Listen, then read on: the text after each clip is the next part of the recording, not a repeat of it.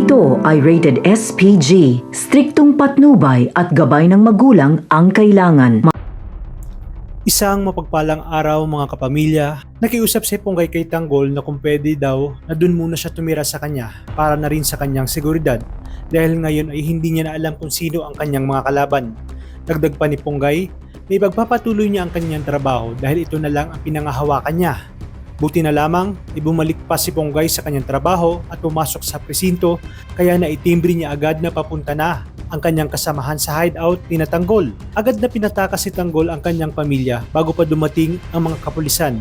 Ngunit nagpumilit si Don Julio na hindi umano siya aalis at sasama siya sa laban na ito. Nagulat naman si Hector dahil hindi nila alam ang operasyong ito. Ngunit kasama pa rin siya pati na si Ponggay na sumunod upang hindi mahalata. Sa kanilang pagdating ay nagsimula na nga ang matinding bakbakan at pakikipagpalitan ng bala sa magkabilang panig. Hanggang sa muling magkaharap ang mortal na magkaaway na si Rigor at Tanggol. Dito na nga nasorpresa si Rigor dahil hindi nila alam na may mga inihandang patibong sina Tanggol. Kaliwat kanan ang pagsabog ng mga bomba na itinanim ni Tanggol kaya marami ang lagas sa kanyang mga tauhan.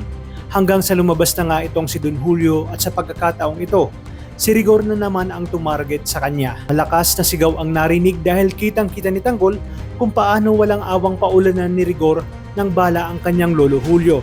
Pati nga si Franco ay nadamay na rin at tuluyan ang namaalam. Sa kabilang banda, lumabas na nga ang video ni Lucio at kalat na ito sa social media kaya mas lalong nadagdagan ang suliranin ng mga gerero dahil unti-unti na silang sinisingil ng karma at lumalabas na ang katotohanan. Kaya naman sinabi ni Miguelito at Roberto na paniguradong sina Tanggol ang may gawa nito. Mautal-utal naman itong si Jackie dahil sa nangyayari sa kanilang pamilya at takot nga siyang makulong paglabas ng buong katotohanan. Nabukasan ay marami na ngang hindi magandang komento laban sa mga gerero at marami na rin ang nagpoprotesta sa munisipyo para tuluyang pabagsakin at pababain sa pwesto si Miguelito. Iginit naman niya kay Roberto na kahit anong mangyari ay hindi siya bababa sa pwesto. Ito ay halatang kabado siya at galit na galit. Balikan natin ang nangyayaring bakbakan kung saan hindi makakapayag si Tanggol na hindi makapaghiganti kay Rigor. Agad siyang bumawi ng putok kay Rigor at napuruhan niya ito.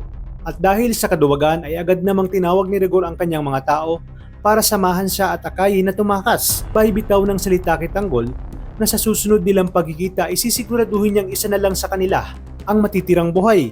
Sa inyong palagay, tuluyan na kayang magpapaalam si Don Julio, gayon pa na sinisimulan niya na ang pagbabago sa kanyang buhay? Yan ang pakaabangan natin sa mga susunod na episode.